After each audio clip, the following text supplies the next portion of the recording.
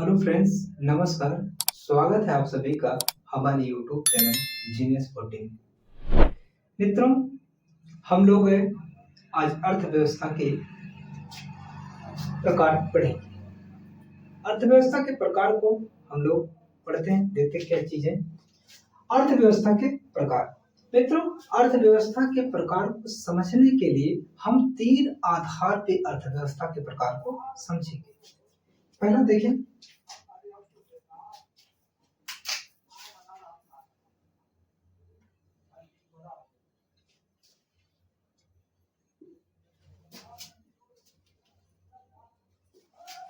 पहला नियंत्रण या स्वामित्व के आधार पर अर्थव्यवस्था। मित्रों, पहला है नियंत्रण या स्वामित्व के आधार पर अर्थव्यवस्था।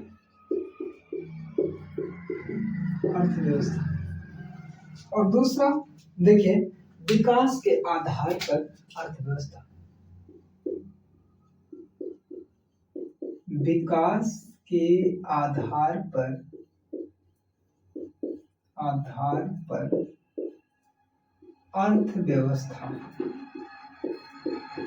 अर्थव्यवस्था।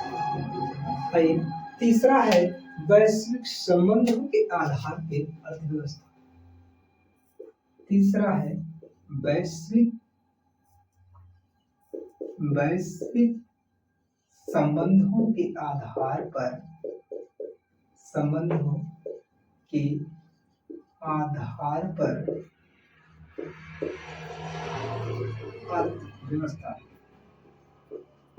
अर्थव्यवस्था। देखिए मित्रों, नियंत्रण या स्वामित्व के आधार पे अर्थव्यवस्था मुख्य रूप से तीन प्रकार की होती है। देखिए कितने प्रकार की होती है? तीन प्रकार की होती है। कौन कौन से हैं देख लीजिए। पहला है, देखिए, उदारवादी अर्थव्यवस्था। उदारवादी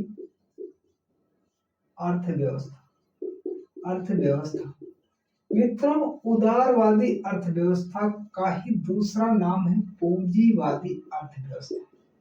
पूंजीवादी अर्थव्यवस्था।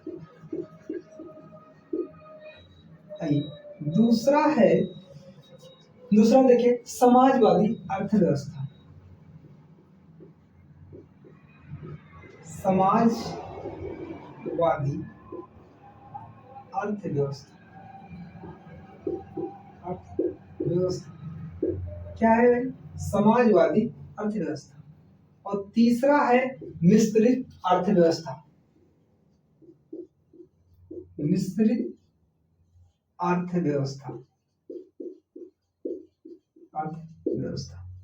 आइए, इसके बाद हम लोग बात करेंगे विकास के आधार पे अर्थव्यवस्था। विकास के आधार पे अर्थव्यवस्था को तीन भागों में बांटा जाता है। देखिए, अभी हमने विकास के आधार पे अर्थव्यवस्था को तीन भागों।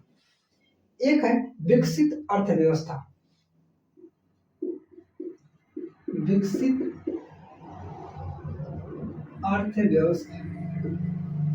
जिसे आप डेवलपिंग इकोनॉमी कहते हैं। दूसरा है विकासशील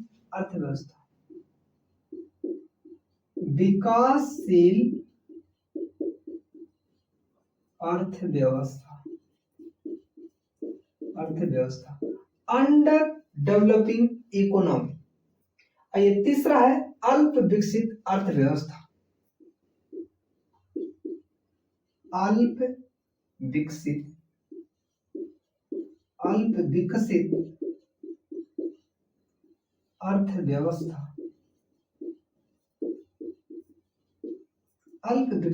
अर्थव्यवस्था। जिसे आप अंडर डेवलप्ड इकोनॉमी कहते हैं। चलिए देखते हैं वैश्विक संबंधों पर अर्थव्यवस्था। मित्रों, वैश्विक संबंधों पर अर्थव्यवस्था के दो प्रकार होते हैं। कौन कौन सी? एक क्लोज इकोनॉमी, दूसरी ओपन इकोनॉमी।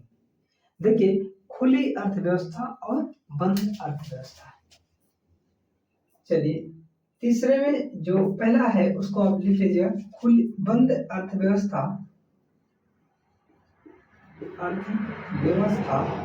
बंद अर्थव्यवस्था, जिससे आप क्लोज इकोनॉमी भी कहते हो।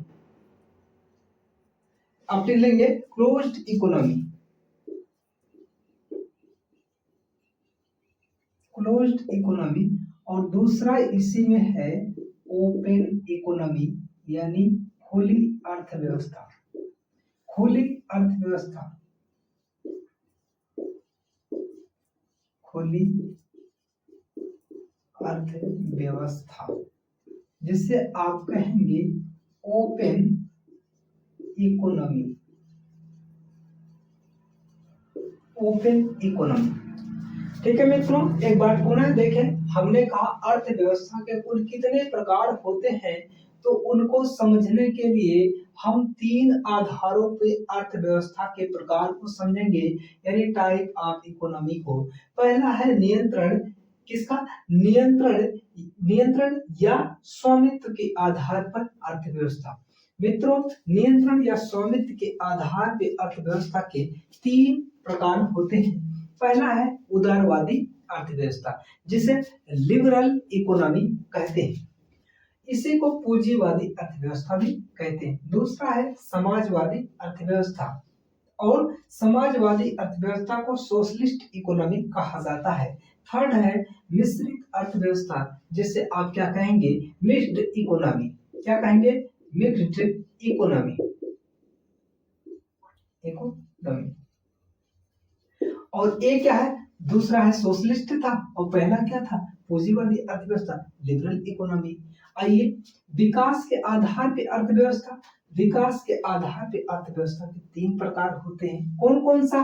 विकसित अर्थव्यवस्था, डेवलप्ड इकोनॉमी। दूसरा विकासशील अर्थव्यवस्था, अंडर डेवलपिंग इकोनॉमी। और तीसरा है अल्प विकसित अर्थव्यवस्था, अंडर डेवलप्ड इकोनॉमी। और आइए, वैश्विक संबंधों के आधार पे, ग्लोबल संबंधों के आधार पे अर्थव्यवस्था के प्रकार, तो कितने प्रकार होते हैं? 2 प्रकार होते हैं। पहला क्या है? बंद अर्थव्यवस्था, और दूसरी कौन सी है? खुली अर्थव्यवस्था। पहली है क्लोज्ड इकोनॉमी और दूसरी है ओपन इकोनॉमी। आइए, कौन कौन सा है बात करते हैं एकदम डिटेल में, आप इससे पहले नोट कर लें। मित्रों, अब हम एक एक को पढ़ते हैं, देखते हैं। पहला, नियंत्रण या स्वामित्व के आधार पे अर्थव्यवस्था, जिसमें पहला था नियंत्रण या स्वामित्व के आधार पे अर्थव्यवस्था, यानी उदारवादी अर्थव्यवस्था। पहला है उदारवादी, उदारवादी अर्थव्यवस्था, अर्थव्यवस्था। उदारवादी अर्थव्यवस्था का दूसरा नाम जो है वो है पूंजीवादी, पूंजीवादी अर्थव्यवस्था।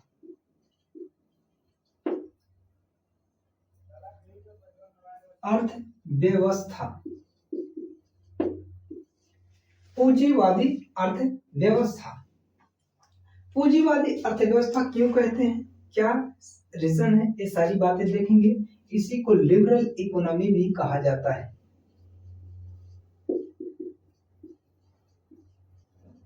क्या कहा जाता है मित्रों? Liberal economy. एक एक बातों को देखते हैं। उदारवादी अर्थव्यवस्था की परिभाषा, आप डेफिनेशन नोट कर लीजिए, हमारे साथ आप पढ़ते चले और नोट्स भी बनाते चले, पेपर पेन आप रखें, मजा आएगा पढ़ने में इकोनॉमिक्स। देखिए, जो इसका डेफिनेशन है, पूंजीवादी अर्थव्यवस्था से अभिप्राय एक ऐसी आर्थिक प्रणाली जिसमें उत्पत्ति के सभी साधनों पर एक निजी व्यक्तियों का या किसी संस्था का स्वामित्व या नियंत्रण होता है। तो लिख लेंगे पूंजीवादी अर्थव्यवस्था से अभिप्राय, पूंजीवादी अर्थव्यवस्था से अभिप्राय, पूंजीवादी अर्थव्यवस्था, अर्थव्यवस्था से अभिप्राय अभिप्राय एक ऐसी आर्थिक एक ऐसी आर्थिक प्रणाली जिसमें उत्पत्ति के सभी साधनों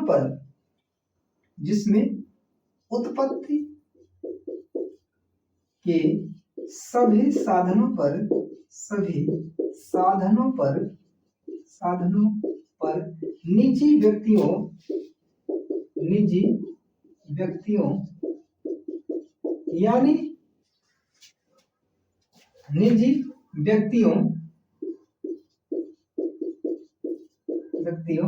यानी पूंजीपतियों का अधिकार होता है।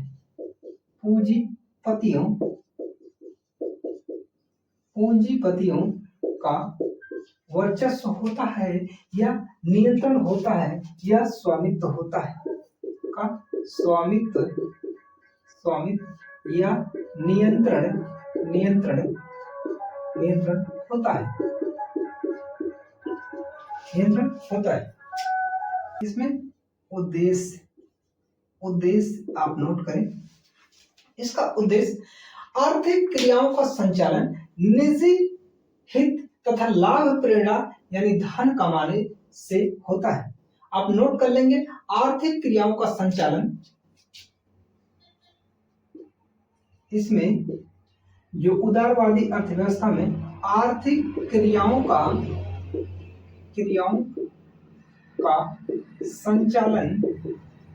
संचालन आर्थिक क्रियाओं का संचालन निजी हित एवं लाभ प्रेरणा के हित में निजी हित एवं लाभ प्रेरणा को ध्यान में रखकर किया जाता है। जाहिर सी बात है, जब यह निजी व्यक्तियों के हाथ में व्यवस्था रहेगी तो इसमें नियंत्रण निजी व्यक्ति का रहेगा और वह व्यक्ति ज्यादा से ज्यादा क्या रहेगा, वो धन कमाना चाहेगा। जैसे कोई कंपनी है, ये कंपनी ठीक है, यदि गवर्नमेंट की है, अगर यह गवर्नमेंट की कंपनी होगी तो गवर्नमेंट के लेफ्ट हैंड राइट हैंड ठीक है, हर तरफ क्या है, पब्लिक डीलिंग रहेगी। ठीक है, एक किसके लिए काम करेगी, जनरल पीपल के लिए काम करेगी। ठीक है मित्रों, परंतु गवर्नमेंट के हाथ में यदि नहीं है, यदि यह निजी व्यक्ति के हाथ में है, ये निजी व्यक्ति के हाथ में है, प्राइवेटाइजेशन सिस्टम के पास है, तो ध्यान दीजिए मित्रों, इसका एक ही पर्पज रहेगा कि वो क्या रहेगा, धन कमाना यानी मनी ही इसका सिस्टम रहेगा। तो सेम सिस्टम किसमें है, उदारवादी अर्थव्यवस्था में यानी पूंजीवादी अर्थव्यवस्था में मित्रों, कंपनी का जो मालिक होता है कंपनी को लगाता है, यानी कंपनी या छोड़िए कोई कारोबार का व्यक्ति, कोई कारोबारी व्यापारी है, वो चाहेगा अपना कारोबार को बढ़ाना और वह कारोबार का मात्र एक उद्देश्य रहेगा, क्या, धन कमाना। क्या करना, निजी हित के लिए क्या है, धन कमाना रहेगा। तो ये सिस्टम किसमें है, उदारवादी अर्थव्यवस्था में। आइए हम बातें देखते हैं और सारी चीजें।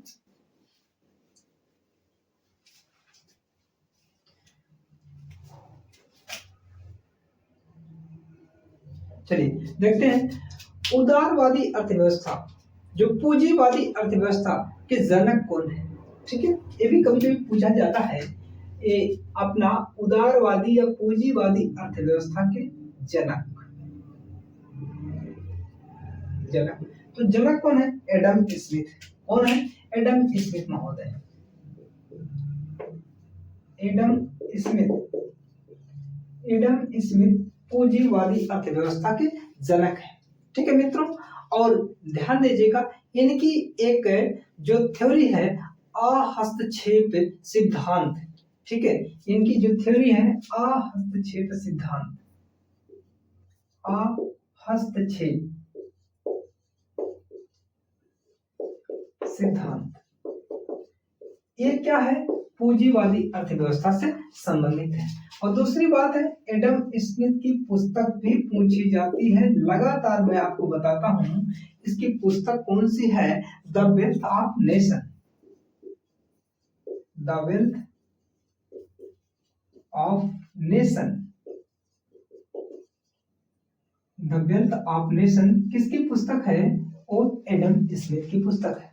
आइए नेक्स्ट बात करेंगे, पूंजीवादी अर्थव्यवस्था को अपनाने वाला प्रथम देश तथा अन्य देश। पूंजीवादी अर्थव्यवस्था को अपनाने वाला प्रथम देश तो कौन सा है, यूएसए, ठीक है, कौन है, USA, United state of America, USA, ठीक है, संयुक्त राज्य अमेरिका, संयुक्त राज्य अमेरिका पूंजीवादी अर्थव्यवस्था को अपनाने वाला पहला देश है। इसके सिवाय और कौन कौन से देश में पूंजीवादी अर्थव्यवस्था चलती है, तो ध्यान दीजिएगा, जैसे स्पेन, नीदरलैंड, पुर्तगाल, ठीक है मित्रों, ऑस्ट्रेलिया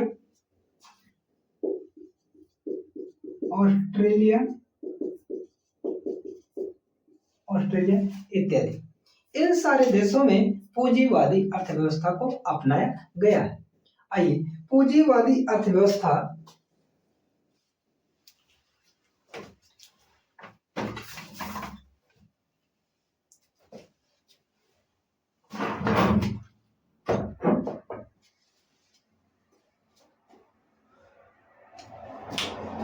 आइए मित्रों, पूंजीवादी अर्थव्यवस्था का उपनाम देखते हैं, कौन सा नाम इसको दिया गया है, इसका उपनाम तो आप नोट कर लेंगे, पूंजीवादी अर्थव्यवस्था का उपनाम या संज्ञा, और किस नाम से जाना जाता है, जैसे उदारवादी अर्थव्यवस्था को पूंजीवादी अर्थव्यवस्था के नाम से जाना जाता है, और दूसरा नाम इसी का है बाजारी अर्थव्यवस्था,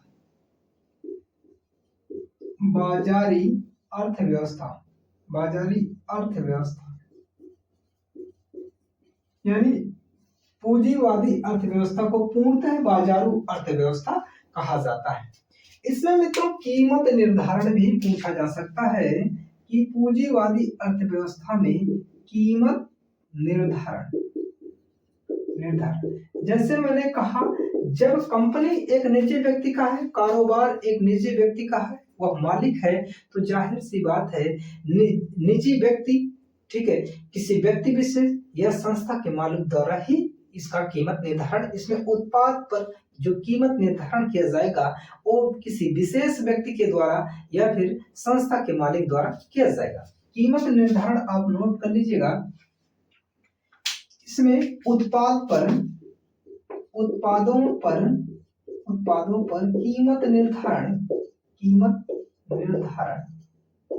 निर्धारण निजी व्यक्ति या संस्था द्वारा, निजी व्यक्ति अथवा संस्था द्वारा कीमत निर्धारण यानी मूल्य निर्धारण किया जाता है। आइए देखते हैं पूंजीवादी अर्थव्यवस्था के अन्य तत्व या आयाम।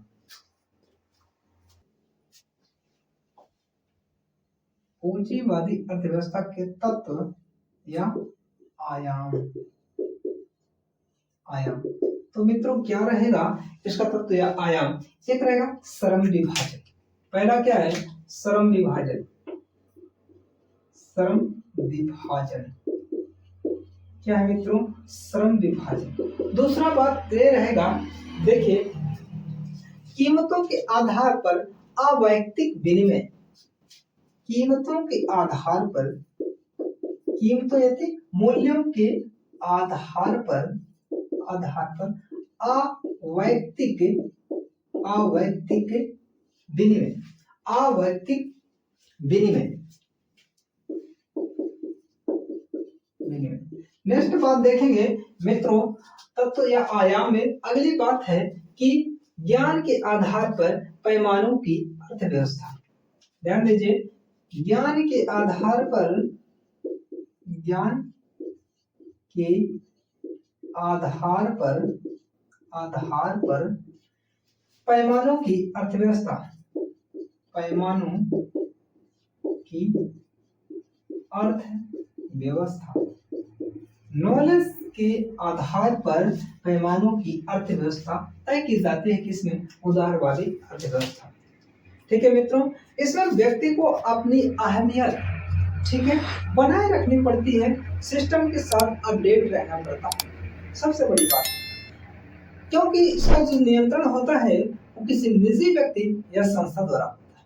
आइए, उदारवादी अर्थव्यवस्था का नियंत्रण आइए मित्रों, आप नोट कर सकते हैं, नियंत्रण किसके द्वारा? निजी व्यक्ति या संस्था द्वारा। निजी व्यक्ति या संस्था द्वारा, निजी व्यक्ति या संस्था द्वारा।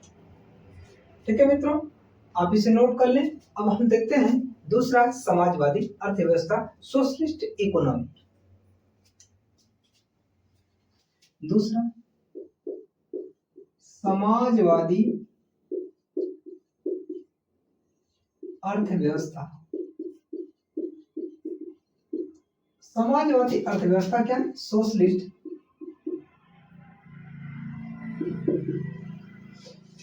Socialist economy.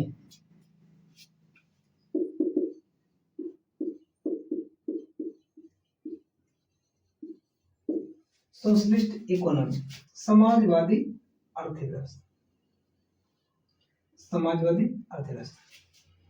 देखिए, समाजवादी अर्थव्यवस्था की पहले आप बातें और परिभाषा आप समझिए। अभी पिछले में हमने आपको देखा कि जो अपनी पूंजीवादी अर्थव्यवस्था है उस पर निजी व्यक्ति संस्था का उससे समस्त उत्पादों पर नियंत्रण होता है, परंतु समाजवादी अर्थव्यवस्था में समस्त आर्थिक गतिविधियों का संचालन एवं नियंत्रण सरकार द्वारा किया जाता है। इसमें उस कंट्री के गवर्नमेंट के द्वारा उस इकोनॉमी को ऑपरेट किया जाएगा, अर्थात उत्पादन के साधनों एवं उनके वितरण पर सार्वजनिक स्वामित्व होता है। हम सार्वजनिक स्वामित्व इसलिए कहते हैं क्योंकि वो गवर्नमेंट अगर, और डेमोक्रेसी क्या है, तो जाहिर सी बात है कि जनता का शासन रहेगा, यानी तो प्रोडक्ट पर भी जनता का ही अधिकार रहेगा, हित रहेगा, बशर्ते कि जनता के एक प्रतिनिधि और जनता के उस प्रतिनिधि और प्रतिनिधियों का एक जो विशेष जो यूनिट रहेगा, यानी गवर्नमेंट जो रहेगी वो क्या करेगी? इकोनॉमी को ऑपरेट करेगी। तो वही बात आप नोट कर लें। समाजवादी अर्थव्यवस्था, समाजवादी अर्थव्यवस्था की परिभाषा आप नोट करें पहले। देखिए, समाजवादी अर्थव्यवस्था में समस्त आर्थिक गतिविधियों का संचालन, समाजवादी अर्थव्यवस्था में समस्त आर्थिक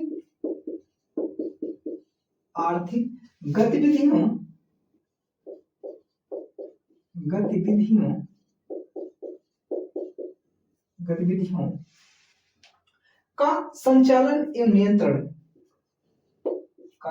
संचालन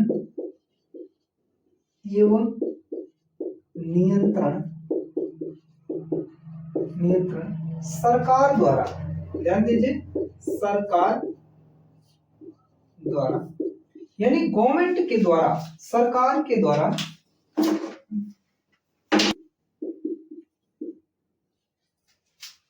किया जाता है, सरकार के द्वारा नियंत्रण किया जाता है, अर्थात उत्पादन के साधनों एवं उत्पादों एवं उनके वितरण, अर्थात उत्पादन के साधनों कामा उत्पादों एवं उनके वितरण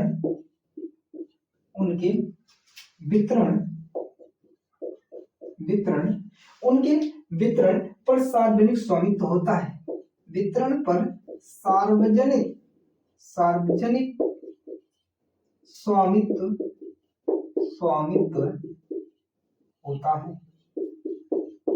देखिए मित्रों, थोड़ी सी परिभाषा लंबी है लेकिन पुनः आप समझे। समाजवादी अर्थव्यवस्था में समस्त आर्थिक गतिविधियों का संचालन एवं नियंत्रण सरकार द्वारा किया जाता है। किसके द्वारा? सरकार द्वारा किया जाता है। अर्थात उत्पादन के साधनों, उत्पादों एवं उनके वितरण पर सार्वजनिक स्वामित्व होता है। किसके द्वारा होता है? सार्वजनिक स्वामित्व होता है, ना कि किसी संस्था का, ना कि किसी संस्था। यानी जो कंपनी है या फिर जो विभाग है, जो डिपार्टमेंट है, ठीक है, इसकी जो ऑपरेटिंग होगी गवर्नमेंट के द्वारा होगी। किसके द्वारा? गवर्नमेंट के द्वारा होगी। और इससे होने वाला समस्त प्रोडक्शन, जो भी ये गुड्स प्रोड्यूस करेगा, जो भी सर्विस को प्रोड्यूस करेगा, उस पर एकाधिकार किसका रहेगा? गवर्नमेंट का रहेगा। अर्थात वो उसका जो स्वामित्व है वो सार्वजनिक स्वामित्व रहेगा, यानी वो पब्लिक सेक्टर का हिस्सा रहेगा। ठीक है मित्रों, आप पुनः इसको और बातें समझें जो इसमें प्रश्न पूछे जाएंगे।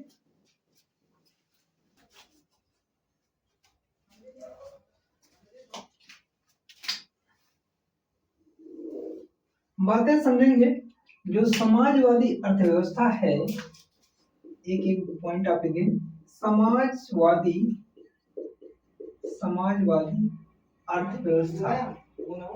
अर्थव्यवस्था निजीकरण का सदैव विरोध करती है। निजीकरण का विरोध करती है।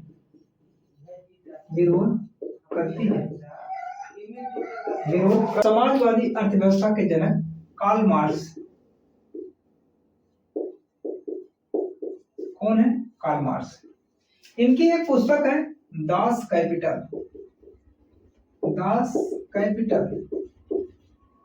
ये इनकी पुस्तक है दास कैपिटल, जो पब्लिश हुई थी 1867। लिख लेंगे मित्रों, दास कैपिटल जो पब्लिश हुई थी 1867, 1867 में पब्लिश हुई थी, जिसका उद्देश्य था सार्वजनिक कल्याण। आइए हम उसका उद्देश्य भी दास कैपिटल, आइए समाज जो अपनी है समाजवादी अर्थव्यवस्था का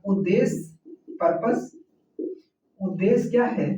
इसका उद्देश्य है सार्वजनिक कल्याण। कौन है?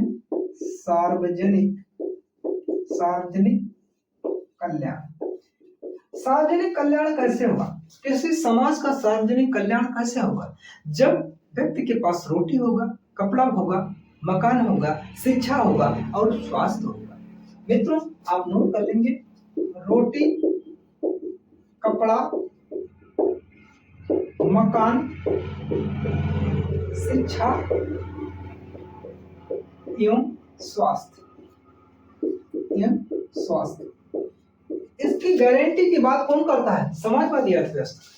समाजवादी अर्थव्यवस्था अपने नागरिकों की इसकी चिंता करता है कि लोगों के पास रोटी, कपड़ा, मकान, सामान्य शिक्षा और सामान्य स्वास्थ्य रहना चाहिए। परंतु जब हम लोगों ने पूंजीवादी अर्थव्यवस्था को पढ़ा तो उसमें इस प्रकार की कोई ऐसी चीजों का जिक्र नहीं है। उसमें सिर्फ निजी हित की बात की गई है और व्यक्ति को प्रोग्रेस करके सिर्फ और सिर्फ क्या है? पैसे कमाना है। ठीक है, आइए समाजवादी अर्थव्यवस्था के फायदे की बात करेंगे। आप नोट कर लें इसे। पहली पॉइंट लिखेंगे, समाजवादी अर्थव्यवस्था को अपनाने वाला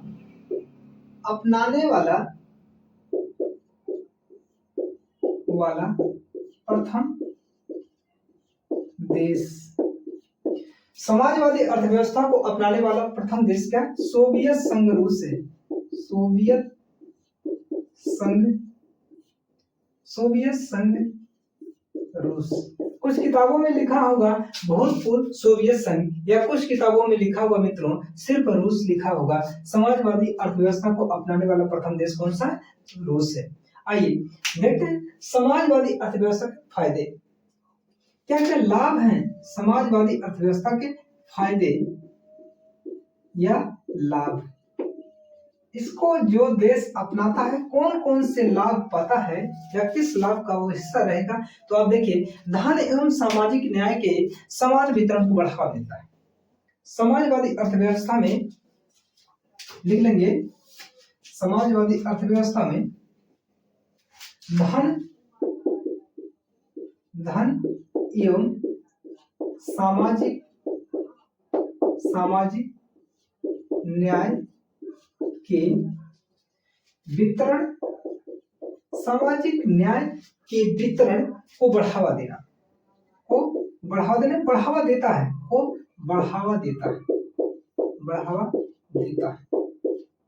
यानी सर्वजन हिताय की बात करता है और यह सुनिश्चित करता है। दूसरी पॉइंट लिखेंगे, यह सुनिश्चित करता है, यानी यह इसकी गारंटी देता है कि सभी नागरिकों के पास समान जीवन स्तर के साधन उपलब्ध हों। यह सुनिश्चित करता है कि सभी नागरिकों को सामान्य जीवन स्तर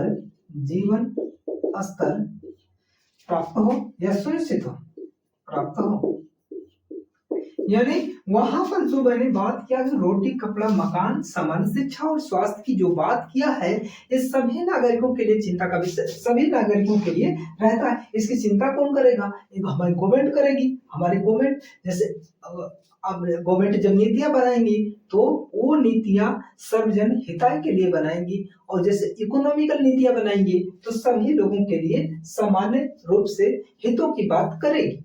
आइए तीसरे पॉइंट जो बात करेंगे वो है, इसमें उत्पादन संपूर्ण समाज के हित में रखकर किया जाता है। इसमें जो उत्पादन है संपूर्ण समाज के हित में रखकर किया जाएगा, ठीक है, और समाज उससे अपना लाभ कमाएगा, अपने जीवन स्तर को बेहतर बनाएगा। आइए दूसरी बात हम देखते हैं, समाजवादी अर्थव्यवस्था में कीमत निर्धारण।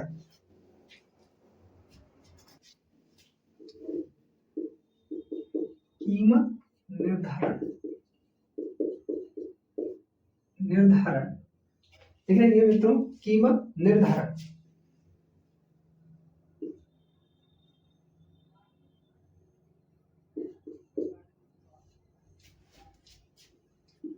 सरकार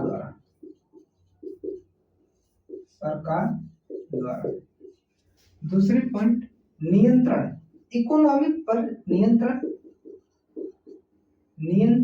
सरकार का,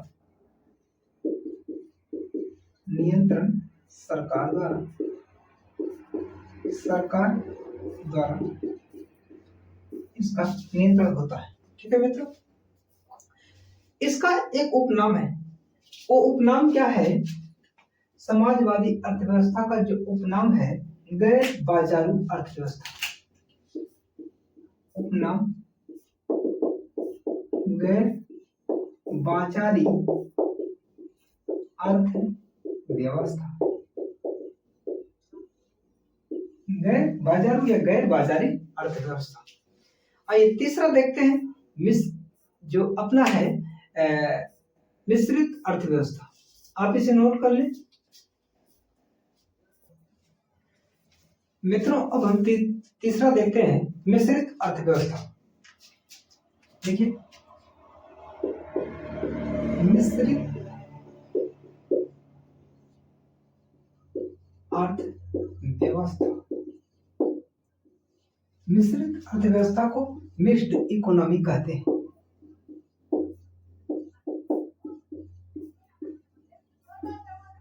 मिक्स्ड इकोनॉमी अर्थात यह अर्थव्यवस्था उदारवादी अर्थव्यवस्था यानी पूंजीवादी प्लस समाजवादी का समन्वित रूप है, बराबर क्या हो जाएगा? मिश्रित। क्या है? मिश्रित। पूंजीवादी यानी उदारवादी लिबरल और समाजवादी सोशलिस्ट दोनों मिलकर क्या बन जाएगी? मिक्स्ड इकोनॉमी बन जाती है। आइए मिश्रित अर्थव्यवस्था की परिभाषा लिखते हैं, डेफिनेशन देखते हैं। इसकी डेफिनेशन क्या बनने वाली है देखेंगे। मिश्रित अर्थव्यवस्था एक ऐसी प्रणाली है जो पूंजीवादी एवं समाजवादी दोनों पहलुओं को जोड़ती है। मिश्रित अर्थव्यवस्था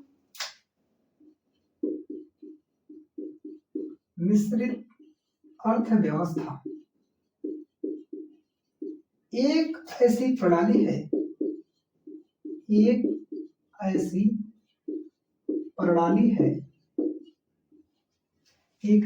प्रणाली है जो पूंजीवादी यानी उदारवादी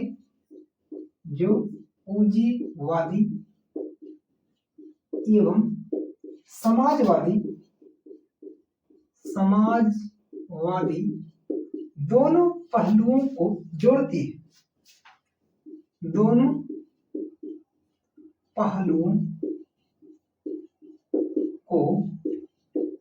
है। मित्रों, यह पूंजीवादी प्लस समाजवादी का मिश्रित रूप है। और ध्यान दीजिएगा, समाजवादी में आप देखते थे जो स्वामित्व है वो सरकार का है, जबकि पूंजीवादी जो स्वामित्व है वो किसका है? वो निजी व्यक्ति का है। और दोनों का समन्वित रूप क्या हो जाएगा? मिश्रित अर्थव्यवस्था हो जाता है। यानी एक ऐसी इकोनॉमी जिस पर गवर्नमेंट और प्राइवेट सेक्टर दोनों वर्क करेंगे, किसी एक का एकाधिकार न रखकर अभी दोनों का एकाधिकार रहेगा। और अन्य तथ्यों में बात करेंगे, जो अन्य चीजें हैं इसको देखते हैं। मिश्रित अर्थव्यवस्था, देखिए मिश्रित अर्थव्यवस्था में जो स्वामित्व है, संसाधनों पर राज्य और निजी दोनों का स्वामित्व रहेगा। लिख लेंगे स्वामित्व, लिख लेंगे संसाधनों पर सरकार यानी निजी, पब्लिक सेक्टर निजी प्लस निजी लेकिन सार्वजनिक, सरकार का मतलब सार्वजनिक सेक्टर, प्लस निजी यानी पूंजीपति दोनों का स्वामित्व है, दोनों का स्वामित्व रहेगा। ठीक है मित्रों। और दूसरी बात, इसकी जो विशेषता है, इसमें बाजार एवं गैर बाजार दोनों घटक एक साथ उपस्थित होते हैं। इसमें बाजार एवं गैर बाजार,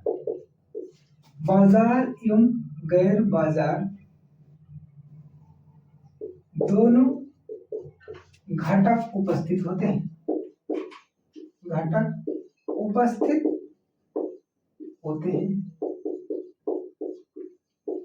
दोनों घटक उपस्थित होते हैं। और इसमें जो पद्धति होती है, मिश्रित मूल्य पद्धति अपनाई जाती है। मित्रों, पद्धति मिश्रित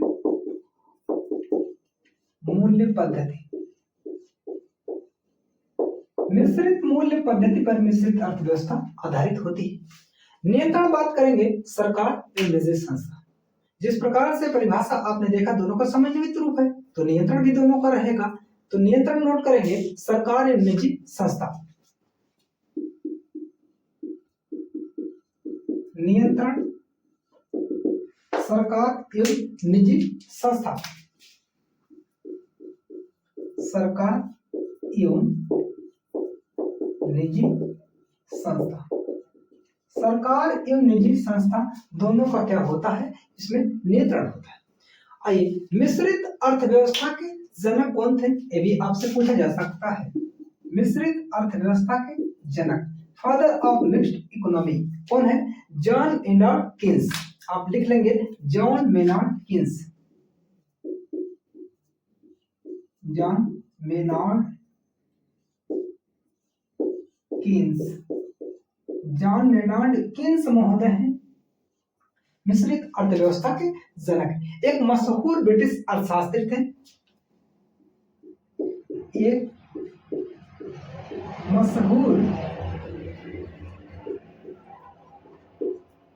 ब्रिटिश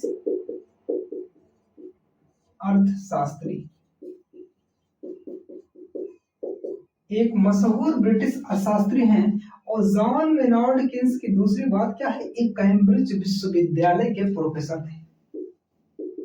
कैम्ब्रिज यूनिवर्सिटी यानी कैम्ब्रिज विश्वविद्यालय, कैम्ब्रिज विश्वविद्यालय के प्रोफेसर, क्या थे? प्रोफेसर थे भाई, कैसे से, ठीक है। अब हम बात करेंगे मिश्रित अर्थव्यवस्था को लागू करने वाला प्रथम देश कौन सा है? आप इसे नोट कर। मिश्रित अर्थव्यवस्था को लागू करने वाला प्रथम देश, लागू करने वाला प्रथम देश कौन सा है? मिश्रित अर्थव्यवस्था को लागू करने वाला प्रथम देश है वो फ्रांस है। कौन सा है मित्रों? फ्रांस। फ्रांस, फ्रांस की राजधानी पेरिस। पेरिस, फ्रांस की राजधानी क्या है? पेरिस है। और भारतीय अर्थव्यवस्था भी मिश्रित अर्थव्यवस्था का ही एक क्या है? उदाहरण है। नोट करेंगे भारतीय अर्थव्यवस्था, भारतीय अर्थव्यवस्था, भारतीय अर्थव्यवस्था मिश्रित अर्थव्यवस्था का उदाहरण है। क्या है? मिश्रित अर्थव्यवस्था, मिश्रित अर्थव्यवस्था का उदाहरण, ठीक है मित्रों। भारतीय अर्थव्यवस्था किस प्रकार की अर्थव्यवस्था है? मिक्स्ड इकोनॉमी है, यानी इसमें सार्वजनिक एवं निजी दोनों प्रकार की संस्थाओं का आर्थिक नियंत्रण होगा। और मित्रों लास्ट में बात करेंगे मिश्रित अर्थव्यवस्था के फायदे। मिश्रित अर्थव्यवस्था के फायदे या लाभ, देखते हैं क्या क्या लाभ हो सकता है मिश्रित अर्थव्यवस्था के। लाभ की बात करेंगे, इसमें सबसे बड़ी बात क्या है? स्वतंत्रता। स्वतंत्रता दोनों सेक्टर की होती है, private sector plus public sector दोनों की स्वतंत्रता। स्वतंत्रता एक क्या है भाई? स्वतंत्रता। दूसरा बात करें निजी सार्वजनिक क्षेत्र को प्रोत्साहन, निजी एवं सार्वजनिक क्षेत्र को प्रोत्साहन, ठीक है मित्रों। नेक्स्ट बात करेंगे आर्थिक योजना का लाभ। आर्थिक योजना का लाभ। सेकंड बात करेंगे संसाधनों का सार्थक उपयोग,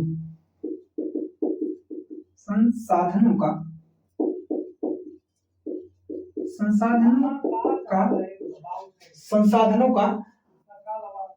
सार्थक उपयोग, संसाधनों का सार्थक उपयोग। नेक्स्ट बात करें कम आर्थिक असमानताएं, कम आर्थिक असमानताएं, कम आर्थिक असमानताएं। नेक्स्ट बात करेंगे मित्रों सार्वजनिक कल्याण एवं आर्थिक विकास, सार्वजनिक कल्याण एवं आर्थिक विकास,